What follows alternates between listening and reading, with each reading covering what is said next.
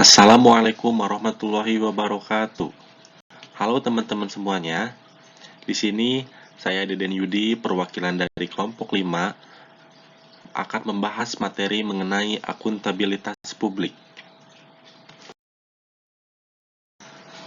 Sebelum menuju ke materi, di sini saya akan memperkenalkan anggota dari kelompok 5. Yang pertama ada Ahmad Abdul Latif, ada Aldi Pramana Putra, ada Amanda Ledisa, Aprilia Nurita Putri, Cindy Permatasari, Deden Yudi, dan Desi Trirahmawati. Adapun materi yang akan dibahas dari akuntabilitas publik, yang pertama ada filosofi akuntabilitas publik, yang kedua ada konsep akuntabilitas publik, yang ketiga ada pentingnya akuntabilitas publik, yang keempat ada tipe-tipe akuntabilitas publik, dan yang terakhir ada praktik akuntabilitas publik di Indonesia. Yang pertama, yang akan dibahas oleh kelompok 5 adalah filosofi akuntabilitas publik. Akuntabilitas adalah kewajiban untuk memberikan informasi, termasuk informasi keuangan, sebagai wujud tanggung jawab organisasi. Akuntabilitas diartikan sebagai suatu kewajiban mempertanggungjawabkan baik keberhasilan atau kegagalan pelaksanaan kegiatan organisasi untuk mencapai tujuan dan sasaran yang ditetapkan sebelumnya. Menurut Kohler dalam buku Waluyu, akuntabilitas didefinisikan sebagai yang pertama kewajiban seorang atau agen atau orang lain untuk memberikan laporan yang memuaskan secara periodik atas tindakan atau atas kegagalan untuk bertindak dari otorisasi atau wewenang yang dimiliki. Yang kedua, mengukur tanggung jawab atau kewajiban kepada seseorang yang diekspresikan dalam nilai uang, unit kekayaan, atau dasar lain yang telah ditentukan terlebih dahulu. Kewajiban membuktikan manajemen yang baik, mengendalikan atau kontrol yang baik, atau kinerja yang baik yang harus dilakukan oleh hukum yang berlaku, ketentuan-ketentuan, persetujuan, ataupun keabsahan. Pada dasarnya, akuntabilitas adalah pemberian informasi dan pengungkapan atau aktivitas dan kinerja finansial kepada pihak-pihak yang berkepentingan. Perusahaan-perusahaan yang ada harus dapat menjadi subjek pemberi informasi dalam rangka pemenuhan hak-hak publik, yaitu hak untuk tahu, hak untuk diberi informasi, dan hak untuk diberi informasi yang dilandasi oleh hukum. Selanjutnya, akuntabilitas publik adalah kewajiban penerima tanggung jawab untuk mengelola sumber daya, melaporkan, dan mengungkapkan segala aktivitas dan kegiatan yang berkaitan dengan menggunakan sumber daya publik kepada pihak pemberi atau mandat.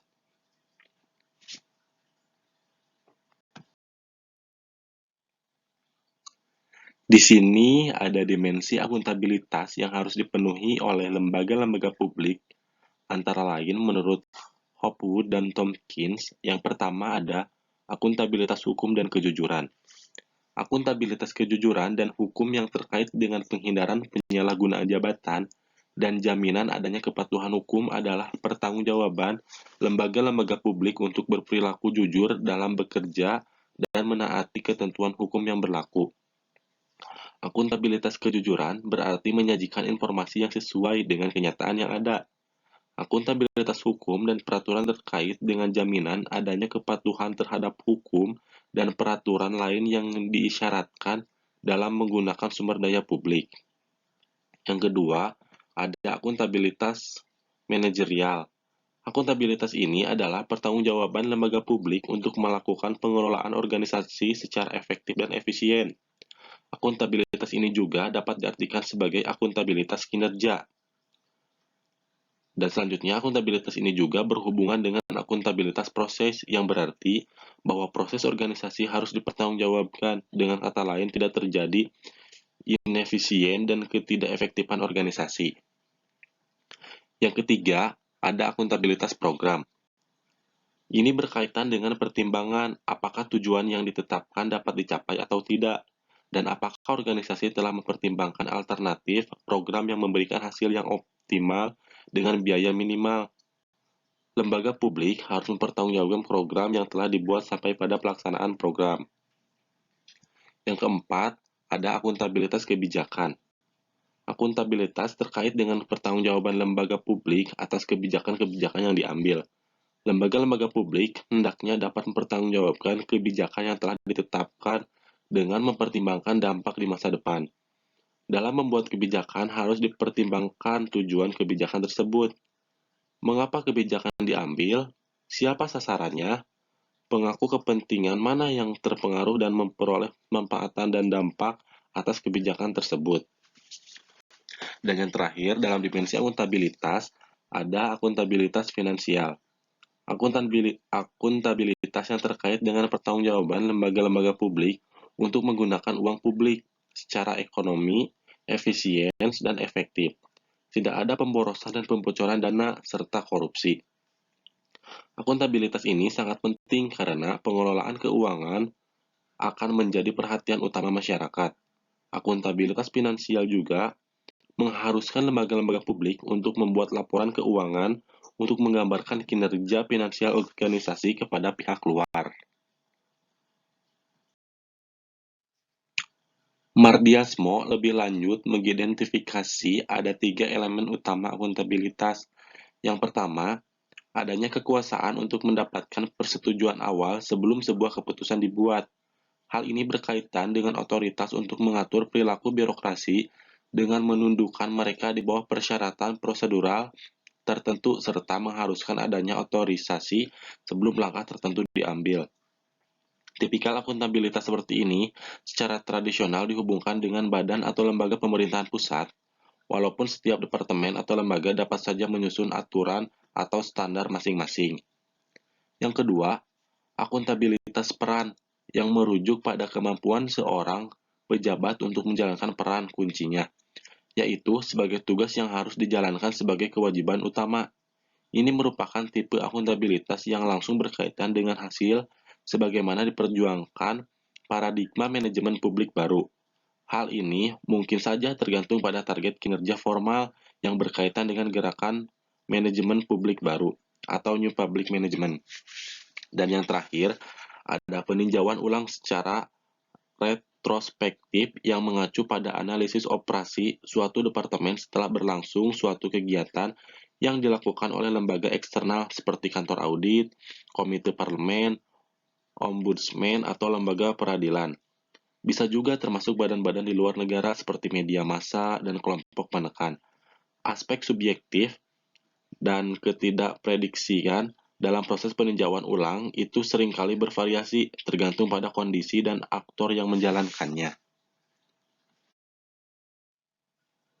Kumorotomo mengungkapkan bahwa sebelum merumuskan strategi yang tepat dan menyeluruh bagi peningkatan akuntabilitas, perlu dikenali terlebih dahulu sebab-sebab yang membuat akuntabilitas serta kinerja lembaga publik pada umumnya masih rendah. Contohnya yang pertama, rendahnya akuntabilitas dan kinerja aparat publik berasal dari kultur atau budaya yang sudah tertanam selama puluhan tahun, bahkan mungkin saja sejak sistem pemerintahan kolonial Belanda. Para birokrasi publik di Indonesia kebanyakan masih berorientasi pada kekuasaan, bukan kepada kepentingan publik atau pengabdian pada masyarakat.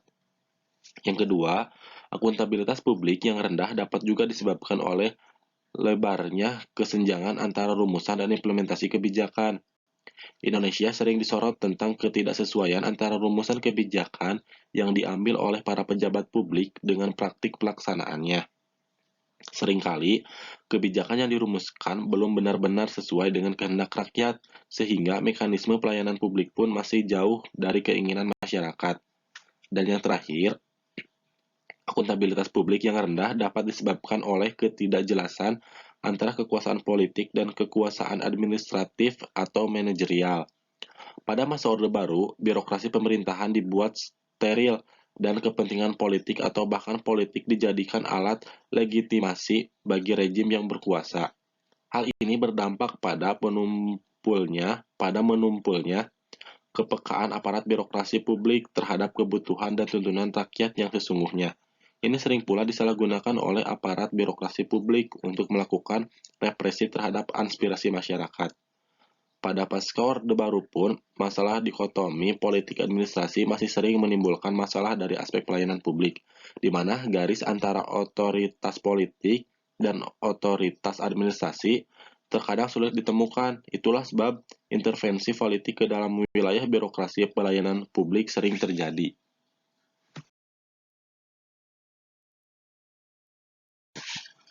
Yang kedua, ada konsep akuntabilitas publik. Konsep akuntabilitas menurut Mardiasmo adalah bahwa akuntabilitas publik adalah kewajiban pemegang amanah untuk memberikan pertanggungjawabannya, menyajikan, melaporkan, dan mengungkapkan segala aktivitas dan kegiatan yang menjadi tanggung jawab kepada pemberi amanah yang memiliki hak dan kewenangan untuk meminta pertanggungjawaban tersebut. Konsep akuntabilitas berkenaan dengan standar eksternal yang menentukan kebenaran suatu tindakan oleh administrasi negara. Sedangkan menurut Mahmudi, akuntabilitas publik adalah kewajiban agen untuk mengelola sumber daya, melaporkan, dan mengungkapkan segala aktivitas dan kegiatan yang berkaitan dengan penggunaan sumber daya publik kepada pihak pemberi mandat.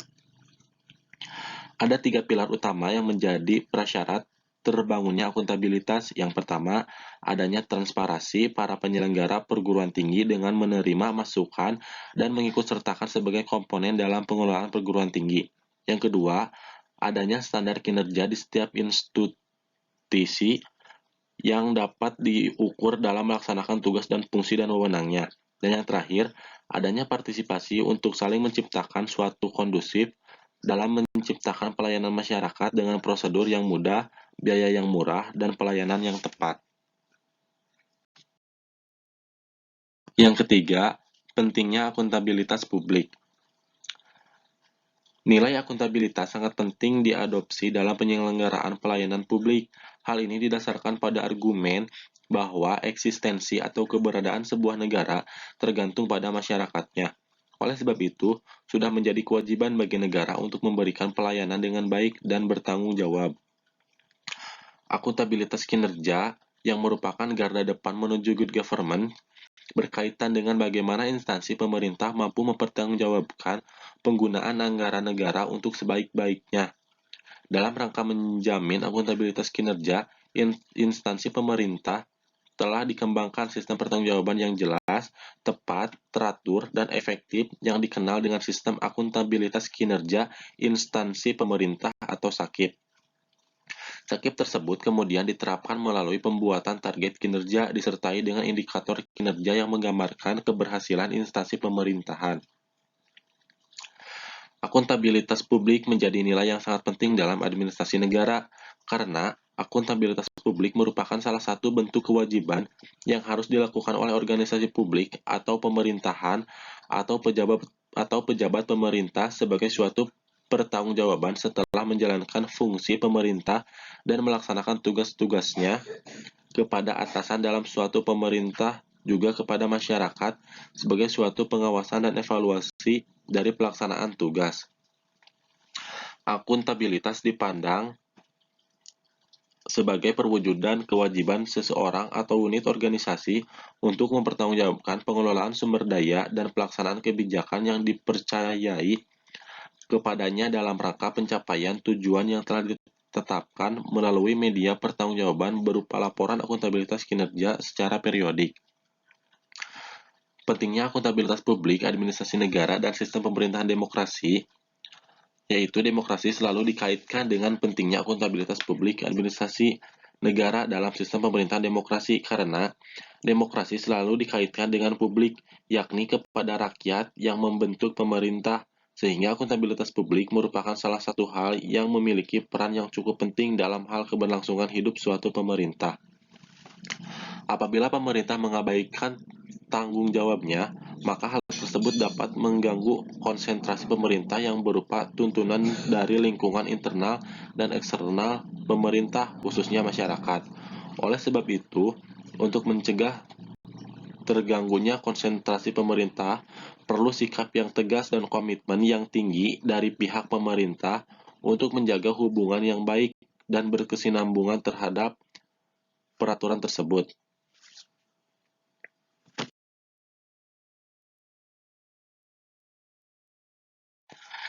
Sistem akuntabilitas kinerja instansi pemerintah merupakan suatu tatanan, instrumen, dan media pertanggungjawaban yang intinya meliputi tahapan-tahapan sebagai berikut. Yang pertama, penetapan perencanaan strategi. Perencanaan kinerja dan penetapan rencana kerja meliputi pembuatan visi, misi, tujuan, sasaran, kebijakan, dan program. Pada tahap ini, instansi pemerintah menghasilkan rencana kerja jangka menengah 5 tahunan, yang kemudian diturunkan menjadi rencana kinerja tahunan, rencana anggaran, dan perjanjian kinerja, dan lain sebagainya. Yang kedua, pengukuran kinerja. Pengukuran kinerja meliputi pengukuran indikator kinerja, pengumpulan data kinerja, membandingkan realisasi dengan rencana kerja, kinerja tahunan sebelumnya, atau membandingkan dengan organisasi lain sejenis yang terbaik di bidangnya.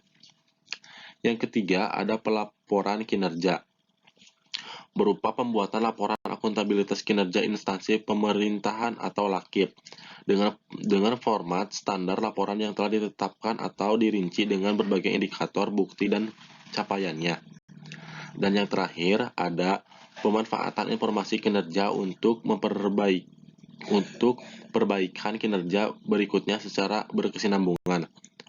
Pada dasarnya, penetapan sistem AKIP bertujuan agar penyelenggara pemerintah dan pembangunan dapat berlangsung secara berdaya guna, berhasil guna, bertanggung jawab, dan bebas dari praktik-praktik kolusi, korupsi, dan nepotisme. Yang keempat, ada tipe-tipe akuntabilitas publik.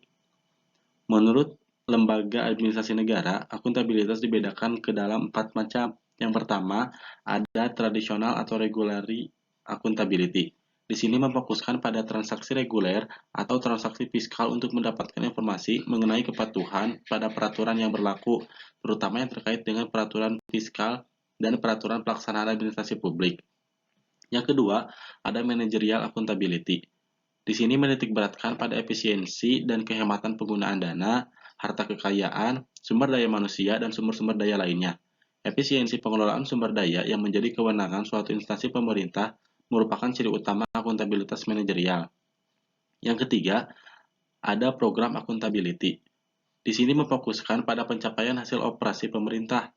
Pencapaian tujuan tersebut tentunya dikaitkan dengan program-program instansi pemerintah tersebut yang dikaitkan dengan program nasional, sehingga keberhasilan pemerintah ini mempunyai sumbangan yang jelas pada pencapaian program nasional. Dan yang keempat, ada proses accountability. Di sini memfokuskan pada informasi mengenai tingkat pencapaian kesejahteraan sosial atas pelaksanaan kebijakan dan aktivitas-aktivitas organisasi. Dan selanjutnya, tipe-tipe akuntabilitas publik menurut Rosjedi dibedakan menjadi 2. Yang pertama ada akuntabilitas internal. Di sini di mana setiap pejabat atau petugas publik, baik individu ataupun kelompok, secara hierarki berkewajiban untuk mempertanggungjawabkan kepada atasan langsung secara mandiri mengenai perkembangan kinerja atau hasil pelaksanaan kegiatannya secara periodik maupun sewaktu-waktu bila dipandang perlu. Dan yang kedua, ada akuntabilitas eksternal. Di sini melekat pada setiap lembaga negara sebagai suatu organisasi untuk mempertanggungjawabkan semua amanat yang telah diterima dan dilaksanakan ataupun perkembangannya untuk dikomunikasikan kepada pihak eksternal yang lingkungannya seperti ke negara-negara lain. Dan yang terakhir, yang kelima, ada praktik akuntabilitas publik di Indonesia. Konsep akuntabilitas di Indonesia memang bukan merupakan hal yang baru. Hampir seluruh instansi dan lembaga-lembaga pemerintah menekankan konsep akuntabilitas ini, khususnya pada menjalankan fungsi administratif kepemerintahan.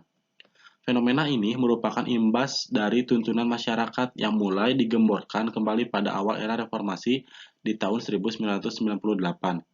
Tuntunan masyarakat ini muncul karena pada masa Orde Baru, konsep akuntabilitas tidak mampu diterapkan secara konsisten di setiap lini kepemerintahan yang pada akhirnya menjadi salah satu penyebab lemahnya birokrasi dan menjadi pemicu munculnya berbagai penyimpangan-penyimpangan dalam pengelolaan keuangan dan administrasi negara.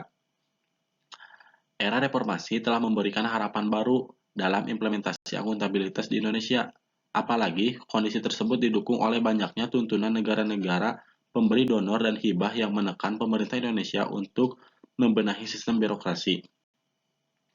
Beberapa negara maju di Eropa seperti Jerman dan Inggris telah menerapkan konsep akuntabilitas hampir di setiap aspek kepemerintahan sejak tahun 70-an.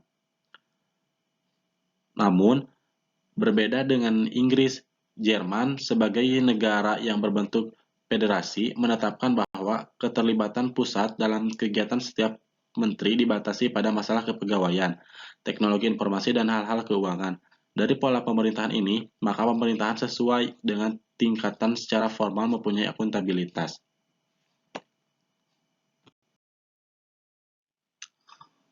Wujud lain dari implementasi akuntabilitas di Indonesia adalah dengan lahirnya Undang-Undang Nomor 17 Tahun 2003 tentang Keuangan Negara, khususnya di Pasal 14 Ayat 2 yang menyatakan bahwa instansi pemerintah diwajibkan menyusun rencana kerja dan anggaran yang didasarkan pada prestasi kerja yang akan dicapainya. Dengan demikian, terdapat hubungan yang erat antara anggaran pemerintah atau APBN dan APBD dengan kinerja yang akan dicapainya berdasarkan perencanaan strategi tersebut. Namun demikian, implementasi konsep akuntabilitas di Indonesia bukan tanpa hambatan.